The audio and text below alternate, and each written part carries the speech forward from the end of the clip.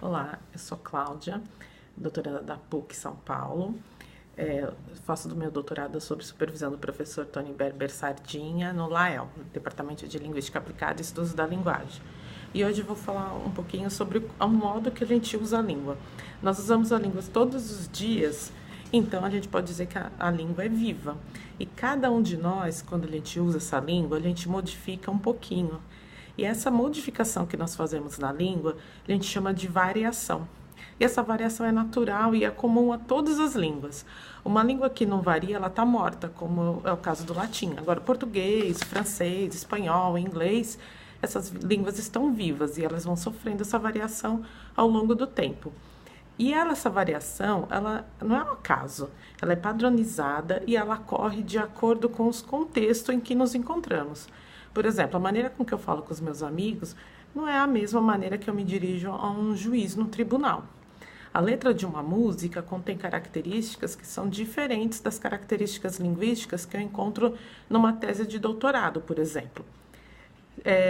Só que essa variação, ela, como eu falei, ela é padronizada e ela está ligada a alguns parâmetros. Esses parâmetros que provocam essa variação, nós chamamos de dimensão. E é exatamente isso que eu estudo no LAEL, essas dimensões de variação linguística. Mas como que é feito esse estudo, né? Dentro da linguística aplicada, existe uma área chamada linguística de corpos, que se dedica ao estudo da variação. Uma das ramificações da linguística de corpos é estudar a variação da língua em vários textos, né? Os textos a gente chama de corpos, né? Um conjunto de textos é chamado de corpos. E ele deve ser o mais próximo possível da população. Por exemplo, eu trabalho com letra de músicas. Então, para minha amostra da população letras de música ser representativa, ela deve ser mais fiel possível aos parâmetros que eu quero estudar.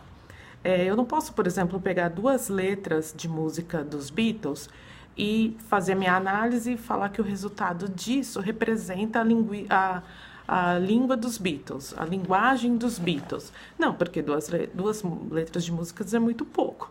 Agora, se, por exemplo, eu me propor a estudar o discurso de posse dos presidentes e eu pegar um discurso, por exemplo, do Figueiredo, que só teve uma posse, então só teve um discurso, então minha amostra é representativa, porque eu estou estudando tudo que foi produzido em relação ao que eu quero saber, que é o discurso de posse do presidente.